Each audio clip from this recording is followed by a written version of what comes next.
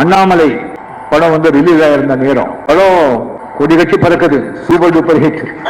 அந்த நேரத்தில் வந்து கோயம்புத்தூர்ல வந்துட்டு எங்களுடைய நண்பருடைய குடும்ப கல்யாணம், நானும் போயிட்டு இருக்கேன். என் கூட வந்து சிவாஜி சார் வந்துட்டு இருக்காரு. 2 பேரும் கோயம்புத்தூர் ஏர்போர்ட்டுக்கு இருக்கும் போது உங்களை பத்தி கேட்க வேண்டாமே, சொல்லவே வேண்டாமே. ஏர்போர்ட்ல வந்து ஒரே கிரௌடு, ஆயிரக்கணக்கில் கிரௌடு.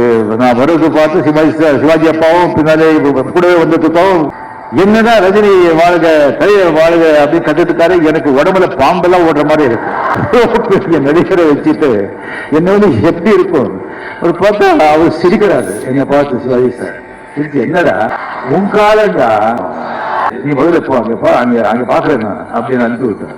அது கழிச்சோம், ரொம்ப வருஷம் கழிச்சு சேம் ஏர்போர்ட் கோயம்புத்தூர் வேறு சுவாமிஜி நான் பார்க்க போயிருக்கேன். இந்த மெசேஜ் வந்து நீங்க வந்துடாதீங்க சொன்ன பிறகு வாங்க அப்படின்னு.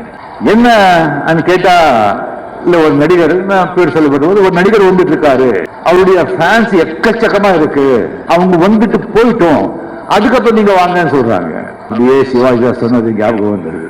நேரம், காலம், இப்ப இன்னொருத்தருக்கு அந்த காலம் வந்திருக்கு. எஸ், அந்த மாதிரி காலம் தான் ரொம்ப இம்பார்ட்டன்ட். அந்த காலம் வரும்போது தானா வேறு ஆளுங்களும் வருவாங்க. அது சினிமா ஆகட்டும், அரசியல் ஆகட்டும், காலம்தான்.